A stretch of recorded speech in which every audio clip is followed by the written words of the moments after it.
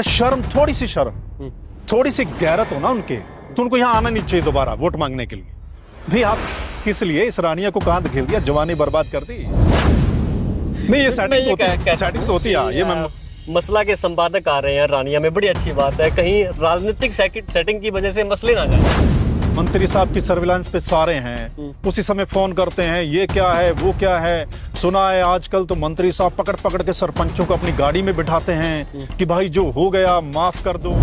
सबको पता है ये कहां से बिकता है, कौन लोग है बेचने वाले, सब आइडेंटिफाई है, लोगों को, आम लोगों को पता है ना। तो क्या पुलिस को पता नहीं? किसानी जो है वो मेरे खून में है, तो तभी जब किसानों को कोई मसला होता है ना तो मैं उसको धड़ल्ले से उठाता हूं। नमस्कार, ई समाचार देख रहे हैं आप और मैं हूं एलडी स्वामी। इस वक्त मैं रानिया विधानसभा क्षेत्र और ऑटो हेड पर मौजूद हूं। आपके पीछे दृश्य आपको दिख रहा होगा। और ऑटो हेड पर आज जो हमारा जो विषय है वो पानी का नहीं, राजनीति का है, चुनावों का है। और लेकिन बात भी साथ में ऑटो हेड की करेंगे, क्योंकि पिछले जब फ्लड आया था उस समय कई नेताओं ने इसी हेड पर आकर वायदे किए थे, चाहे वो सत्ता पक्ष के हो चाहे वो विपक्ष के हो। लेकिन परिस्थितियां और हालात ऑटो के आज भी वैसे के वैसे हैं। हालांकि इस साल पानी कम है। तो मुद्दे पर बात करते हैं तो विधानसभा चुनाव निकट भविष्य में होने वाला है। लगभग 2.5 महीने या 3 महीने से कम समय अब बचा है और सभी पार्टियों की नेताओं की गतिविधियां जो है वो जोरों पर है। जनसंपर्क अभियान चल रहा है और टिकट के दावेदारों की दौड़ मैराथन भी चल रही है। रानिया विधानसभा में एक खबर आती है कि पत्रकारिता क्षेत्र से जुड़े हुए एक शख्स जो है वो चुनाव लड़ने के इच्छुक हैं और दिल्ली में जाकर कांग्रेस को ज्वाइन करते हैं और भरोसा ये होता है कि टिकट भी उन्हें हर हाल में मिल जाएगी। रानिया विधानसभा से अब तक जो है पिछले 5 साल से रणजीत सिंह चौटाला यहाँ से विधायक है, निर्दलीय चुने गए थे और अब भाजपा के साथ समर्थन में सरकार चला रहे हैं और बिजली मंत्री भी है। और उस हैसियत से कितना विकास यहाँ हुआ, रानिया की क्या क्या समस्याएं हैं, उन पर भी सर्व मित्र से ही चर्चा करेंगे। तो सबसे पहले स्वागत कीजिए द मसला के संपादक और सीनियर जर्नलिस्ट सर्व मित्र कंबोज का, जो कि मौजदिन रानिया विधानसभा के गांव मौजदिन सिरसा जिला के रहने वाले हैं और पिछले 1.5 दशक से पत्रकारिता क्षेत्र में आम लोगों की आवाज उठा रहे हैं और सवाल सरकार से करते आ रहे हैं। बड़े 2 आंदोलन अपने पत्रकारिता के क्षेत्र में उन्होंने देखे। पत्रकारिता के शुरुआती दौर में उन्होंने बड़ा आंदोलन जो कि दिल्ली में हुआ था, अन्ना आंदोलन के नाम से जिसे जानते हैं, उसके बाद पिछले 2-3 साल पहले किसान आंदोलन हुआ जो पूरे विश्व भर में जो है चर्चा का विषय बना। और वो आंदोलन, दोनों ही आंदोलन सफल रहे। पहले आंदोलन में सरकारें बदली, दूसरे आंदोलन में सरकार को झुकना पड़ा। तो सर्वमित्र जी स्वागत है आपका। बहुत बहुत शुक्रिया। जो भी अभी लंबा बोल गया मैं? नहीं लंबा नहीं, एक आपने पूरा बताया, भूमिका बताई और आपके चैनल जो भी दर्शक देखते हैं उन सभी को मेरा बहुत बहुत शुक्रिया है। धन्यवाद सर। तो 1.5 दशक तक पत्रकारिता, और पत्रकारिता एक ऐसा क्षेत्र है जो अपने आप में वकील होता है, डॉक्टर होता है, समाज सेवी होता है, राजनेता होता है, क्योंकि उसको हर क्षेत्र का नॉलेज हो जाता है। आवाज उठाते उठाते उनके अनुभव आ जाते हैं। जी। तो आप पिछले 1.5 दशक से लोगों की आवाज उठा रहे हैं, अब राजनीति की ओर रुख किया है। ऐसी क्या परिस्थितियां बन रही है कि पत्रकारिता छोड़कर आप राजनीति में जाना चाह रहे हैं? देखो, पत्रकार तो शायद हम पूरी जिंदगी रहेंगे। ये आप देखिए कि पत्रकार तो आज वो हर शख्स है जो किसी भी समस्या को उठा के मतलब सरकार के सामने रख दे, तो मैं मानता हूं वो जर्नलिस्ट की भूमिका निभा रहा है। समाज में आज इतनी तरीके की समस्याएं हैं, हमारे आसपास अगर आप देखिए बहुत ज्यादा, और अगर कोई भी शख्स उस समस्या को उठाता है, सोशल मीडिया का जमाना है स्वामी साहब, है ना, तो मैं मानता हूं कि वो पत्रकार का काम कर रहा है। तो पत्रकार तो हम पूरी जिंदगी रहेंगे। और जैसा आपने कहा, हमने मुद्दे बहुत उठाए हैं। 1.5 दशक में हमने हर जन के मुद्दे उठाए हैं, सरकार के सामने रखे हैं और पूरे ठोक बजा के डंके की चोट पे लोगों की जो आवाज है वो हमने उठाई। अब रहा बात कि राजनीति में आए हैं, तो राजनीति में आने का मकसद यही है कि अपने ये रानिया के हालात देखकर मैं आपको राजनीति में लेके जाऊंगा, क्योंकि आप आ ही गए हैं। हाँ। उससे पहले हम आपके घर की, बैकग्राउंड की, उस चीजें की बात करेंगे, एजुकेशन की, इस तरह से, मतलब कहाँ से आप, किस परिदृश्य से आप निकले हैं, किन परिस्थितियों से आप निकले, पहले उन पर चर्चा कर लेते हैं। मैंने 10वीं क्लास अपने गांव से शुरू, मौजदिन गांव से, और मैं टॉपर था उस साल का, यानी कि अपनी क्लास का उस समय मैं टॉपर था। ग्रेजुएशन मेरी नेशनल कॉलेज सिरसा से हुई है। मैंने डबल मास्टर डिग्री की है एक इतिहास में, हिस्ट्री में, और दूसरी मास कम्युनिकेशन में कुरुक्षेत्र यूनिवर्सिटी से। तो डबल मास्टर डिग्री करने के बाद मैं पत्रकारिता के क्षेत्र में आया हूँ और पत्रकार वाली भूमिका मैंने निभाई। मेरा पूरा परिवार है वो गांव मौजदिन में रहता है, खेतीबाड़ी किसान है, बहुत किसानी की है। जब तक मैं पढ़ाई कर रहा था, मतलब जब तक मैं कॉलेज में था, तो साथ साथ खेती भी करते थे। खेत भी हमारा बड़ा दूर होता था, तो मतलब डेली आना जाना, चारा भी लेके आना इतनी दूर से, और सारे काम मैं करता हूँ। इसलिए किसानी जो है वो मेरे खून में है। तभी जब किसानों को कोई मसला होता है ना, तो मैं उसको धड़ल्ले से उठाता हूँ। चलिए अब बात करते हैं राजनीति की। आप किसान परिवार से निकले, लोगों की आवाज उठाते रहे, और क्या ऐसी पीड़ा मन में रही होगी कि आपने राजनीति में आने का सोचा? स्वामी साहब, जब इस हलके की हालत देखता हूं ना मैं, तो बड़ा दुख होता है कि मैं जिस हलके से, जिन गांवों से बिलोंग करता हूं, जो मेरे अपने लोग हैं, उनकी हालत क्या कर दी है, जो यहां से चुनकर पहले गए हैं। मतलब वादे दावे बड़े मोटे मोटे किए गए थे उनके साथ कि हम इसको पता नहीं पेरिस बना देंगे। मैं सुन रहा था, कल परसों पढ़ रहा था कि जब 5 साल पहले चुनाव था, तो जो मौजूदा यहाँ के विधायक चुने गए मंत्री हैं अब, तो उन्होंने बड़े वादे किए था कि मैं रानिया हल्के को पता नहीं पेरिस या पता नहीं क्या क्या बना दूंगा। अब इसकी हालत देखिए कि ये पेरिस बना है या फिर रानिया और पीछे चला गया है। तो मतलब इतने मसले हैं, टू मच स्वामी साहब। जब उनके तरफ देखते हैं ना, तो फिर लगता है कि यार अगर हमें मौका मिलता है तो हमें करना चाहिए, और हम कर सकते हैं स्वामी साहब। हमें खाली बातें करने नहीं आती स्वामी साहब, मैं और खाली बातें मैं करता भी नहीं हूं। आपने ये भी देखा होगा, पत्रकारिता में भी मैं फैक्ट पे बात करता हूं, कि मुद्दों पे बात करता हूं, और फैक्ट जो होता है, जो सच्चाई होती है, उस पे बात करता हूं। और मैं पॉलिटिक्स में इसलिए इसी वजह से भी आया हूं, और मेरे पास की मुद्दे हैं, मुद्दों पे लड़ना है, खाली बातें नहीं करनी। और मैं ये नहीं कहूंगा कि मैं रानिया को पेरिस बना दूंगा, लेकिन रानिया को ऐसा बना दूंगा कि पूरे हरियाणा में रानिया जाना जाएगा कि रानिया हल्का कौन सा है और कौन सा बंदा वहां से चुन के आया। ये गारंटी। अभी भी जानते हैं रानिया को पूरे हरियाणा में कि फलाने गांव से आज एक युवक की लाश उठी है नशे की वजह से, फलाने गांव में आज ये हुआ है। आपने भी स्टोरियां की हैं ग्राउंड पे आके। तो रानिया को तो ऑलरेडी हरियाणा जानता है, आप किस प्रदेश से उसको पहचान दिलाना चाहते हैं? ठीक कहा आपने, रानिया को जानते हैं, लेकिन ड्रग्स की वजह से जानते हैं। आपने भी इस पे स्टोरीज की होगी, मैंने स्पेशल स्टोरी की थी। हालांकि वहां पर भी देखा नहीं जाता, हम जाते हैं कई जगह, देखा नहीं जाता। मैं भी जब स्टोरी करने आया था ना स्वामी साहब, तो जब मैं उनसे बात कर रहा था ना, वो देखा नहीं जा रहा था। सच में युवा जो है पूरे शरीर गले हुए हैं उनके, मक्खियां बैठती उनको, मतलब कोई आसपास बैठ भी नहीं सकता। लेकिन मैंने पास बिठा के उन लोगों से बातचीत की थी। बड़ा दुख होता है जब एक घर से दो दो युवा जा रहे हैं उस ड्रग्स की वजह से, लेकिन कोई नशे पे लगाम लगाने वाला यहाँ पे नहीं। बातें हुई हैं सिर्फ, कोई, सबको पता है कौन लोग हैं, किसके हैं, सब पता है, लेकिन कोई नहीं। अब जवानी जो बर्बाद कर रहे हैं, क्या उनको दोबारा मौका मिलना चाहिए? जो इस हल्के की जवानी बर्बाद करने में लगे हैं, वो नैतिकता के आधार पर तो उनको आना भी नहीं चाहिए यहाँ पे। अगर शर्म लिहाज हो, हाँ, अगर शर्म, थोड़ी सी शर्म, थोड़ी सी गैरत हो ना उनके, तो उनको यहाँ आना नहीं चाहिए दोबारा वोट मांगने के लिए। भाई आप किस लिए इस रानिया को कहां धकेल दिया, जवानी बर्बाद कर दी। मैं सुन रहा हूं ना कि कितनी गोलियां यहाँ पे केमिकल की रोज लगती हैं रानिया में। मैं एक बार स्टोरी करने गया था एक गांव में, तो कम से कम 12-13 साल का युवक था। टॉयलेट सीट में उसका सिर घुसा हुआ था और सिरंज पड़ी थी, देखा नहीं गया। तो मतलब एक दो स्टोरी की, लेकिन देखा नहीं जाता। इतना महीन और इतना दुर्दशा भरा ये वृतांत रहता है नशे वाला, वाकई में बुरा हाल है। तो इस नशे को भगाने के लिए आप क्या, किस तरह के प्रयास करेंगे? स्वामी साहब, अगर सत्ता की मंशा होना, सच में जो यहाँ से नुमाइंदा चुन के जाता, अगर उनकी मंशा होना, ये कोई ज्यादा बड़ी बात नहीं है। सबको पता है ये कहां से बिकता है, कौन लोग है बेचने वाले, सब आइडेंटिफाई है। लोगों को, आम लोगों को पता है ना, तो क्या पुलिस को पता नहीं है? क्या प्रशासन को पता नहीं है? सब पता है। हर मोहल्ले वालों को पता है कि ये लोग बेचने के लिए आते हैं हमारे पास, डेली आते हैं। फोन करो तो उसी समय आ जाएंगे। तो पुलिस को सब पता है। उनको पकड़ना हो, इस चीज को बंद करना हो, तो सब कुछ हो सकता है। मैं कहता हूं नीयत होनी चाहिए। और लोग मेरे बारे में जानते हैं कि नीयत भी है, और काम करने का तरीका भी हमको आता है। मुद्दे कैसे उठाने ये भी हमें पता है, और अपना हक लेकर कैसे आना ये भी हमें पता है, और नशे को समाप्त कर देंगे। स्वामी साहब, मेरी गारंटी है। कई सारी पार्टियां थी, आपने विकल्प के तौर पर कांग्रेस को ही क्यों चुना?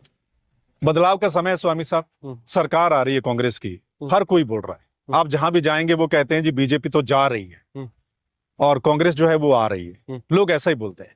तो हमने सोचा कि जो लोग कांग्रेस आ रही है तो नेचुरली है कि काम करने का मौका मिलेगा सरकार में, और हल्के के काम करने या लोगों के काम करने और दबा के काम करने, जो हल्का इतना पिछड़ गया था उसको आगे ट्रैक पे लेके आना है। ना सिर्फ ट्रैक पर लेके आना है कि बड़े बड़े जो अच्छे हल्के हैं उनमें रानिया हल्के का नाम होगा कि यहाँ पर रानिया में अब विकास होना शुरू हो गया है, यहाँ के लोगों के मसले हल होने शुरू हो गए हैं, यहाँ नशा समाप्ति की ओर जा रहा है। ये सारी बातें आने वाले समय में आपको सुनने को मिलेंगी अगर हम यहाँ से चुन के जाएंगे। रानिया विधानसभा के अब बहुत ज्यादा लंबा पीछे नहीं जाएंगे, लेकिन पिछले 3 प्लान की चर्चा करेंगे। आपने हाँ। 3 प्लान के विधायक देखे, क्योंकि आप 1.5 दशक से पत्रकारिता में, तो नेचुरल सी बात है उनको आपने समझा होगा, देखा होगा, वो मुद्दे भी आपने कवर किए होंगे। ठीक बात। तो पिछले 3 जो विधायक हैं अब वर्तमान में मंत्री हैं, उन तीनों के बारे में क्या क्या आपने समझा, और क्या आप आगे बदलाव चाहते हैं कि अगर उनकी जगह मैं हूं तो ये बदलाव कर?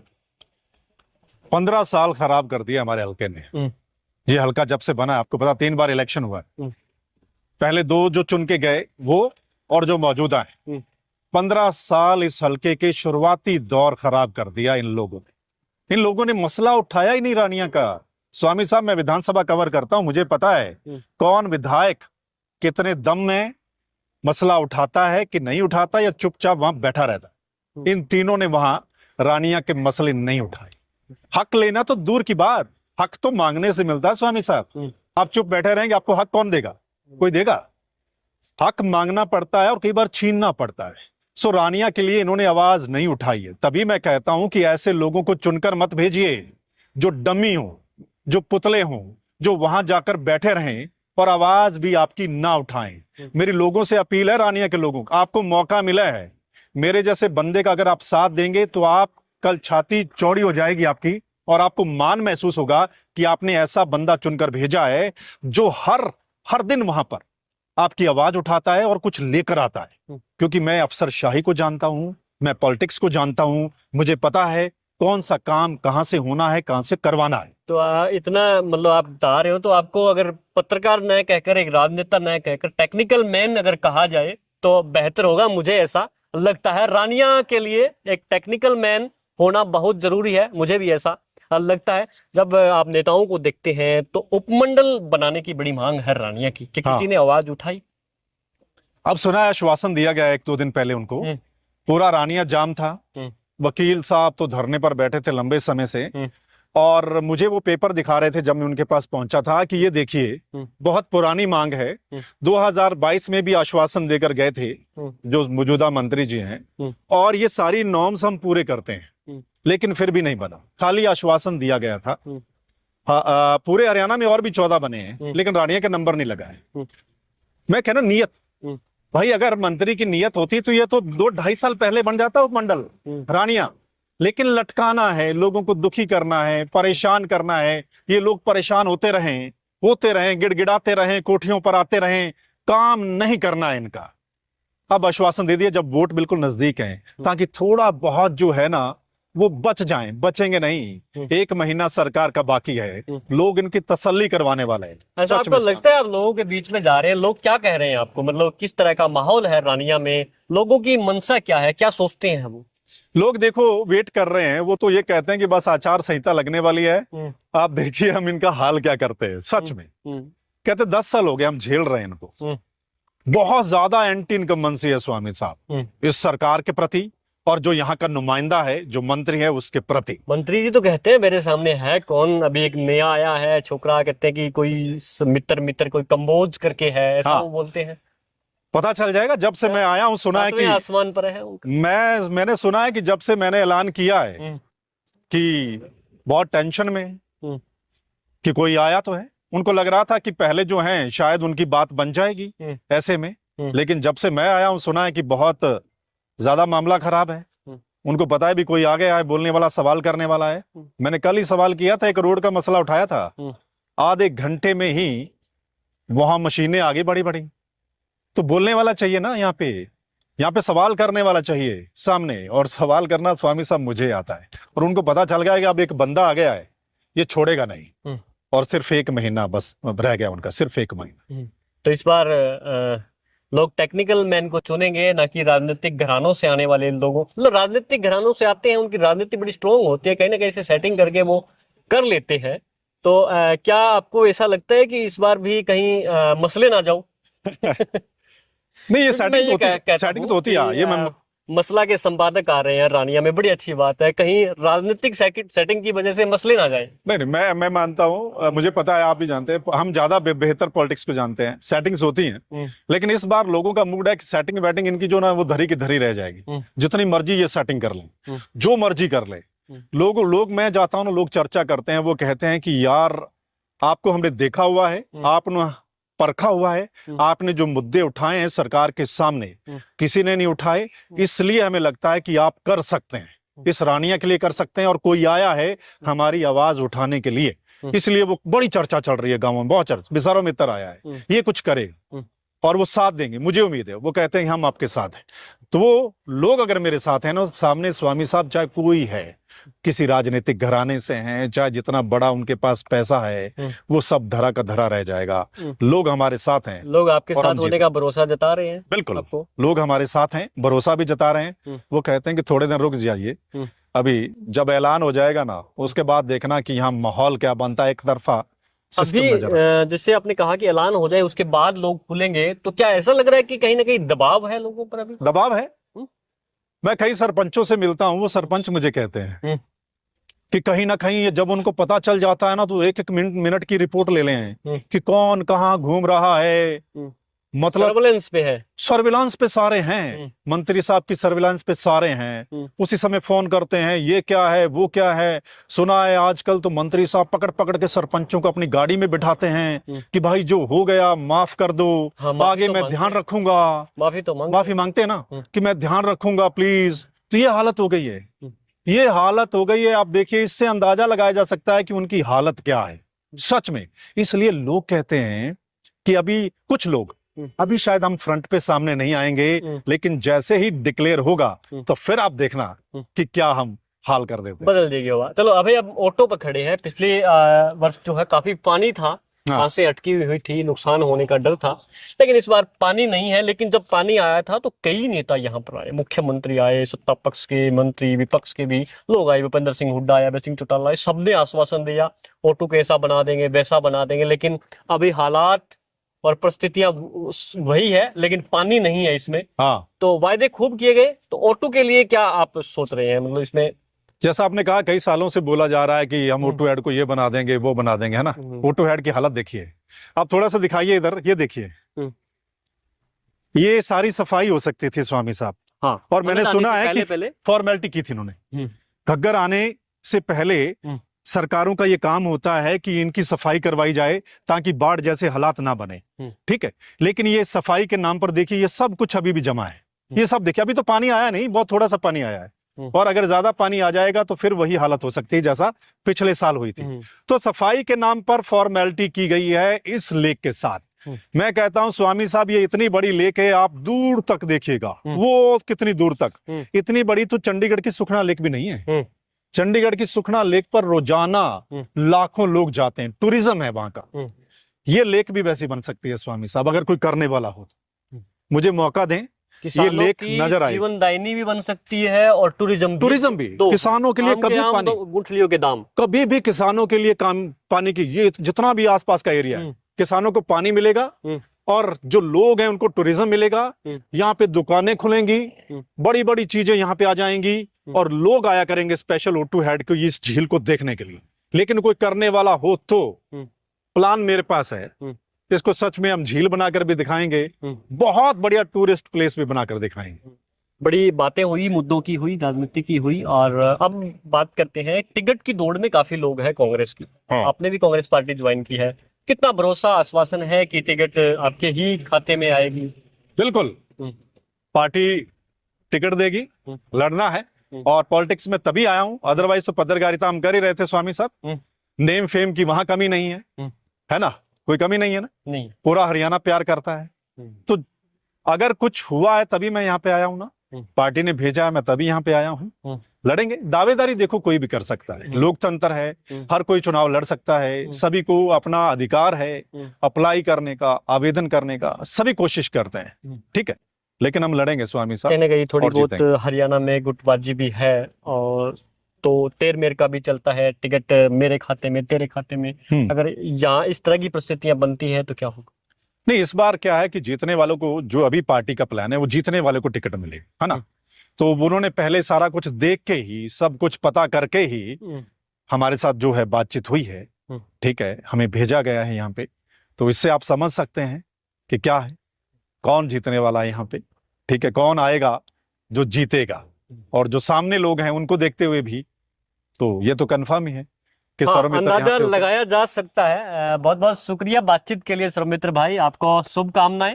रानिया के कई मुद्दों से बड़े ही गंभीरता से वाकिफ है, क्योंकि 15 साल से पत्रकारिता में है और राजनीति का जो रुख किया है वो रानिया विधानसभा की दुर्दशा को देखते हुए किया है, ऐसा सर्वमित्र भाई ने बताया है। और टिकट को लेकर भी चर्चाएं हुई। और इसके अलावा जो सत्ता पक्ष का खेमा है, यानी कि जो मौजूदा वर्तमान में यहाँ से विधायक है, मंत्री है, उनकी जुबान पर भी सर्वमित्र का नाम हर गांव, हर सभा में रहता है। तो इसका अंदाजा भी लगाया जा सकता है कि सत्ता पक्ष को भी इस चेहरे से खौफ है, या ये कहें कि वो नोटिस कर रहे हैं कि क्या हो सकता है। वाकई में रानिया की परिस्थितियां काफी बदली है सर्वमित्र से आने से, और राजनीतिक हलचल में भी काफी बदलाव देखा गया है। और लोगों में जब सर्वमित्र ने कहा है कि जब जाते हैं तो बदलाव चाहते हैं, और इस बार सेटिंग की राजनीति नहीं चलने देंगे। इस बार राजनीति चलेगी तो सिर्फ मुद्दों की चलेगी, ये सर्वमित्र ने कहा। और रानिया को भी एक टेक्निकल मैन की आवश्यकता है, जो टेक्निकल मैन की तरह जो है रानिया को ट्रीट करे, नशे, शिक्षा और सड़कों के और किसानों के खास करके मुद्दों को लेकर विधानसभा में बात करें। जो पत्रकारिता क्षेत्र में आवाज उठाते रहे हैं वो विधायक बनकर विधानसभा में जाकर उनके लोगों की आवाज उठाए, और उनके जो काम है वो वहां से बजट के माध्यम से या विभिन्न जितने भी परियोजनाएं होती हैं उनके माध्यम से यहाँ पर लेकर आए। तो वीडियो को अधिक से अधिक शेयर करें। आप रानिया से सर्वमित्र को सुन रहे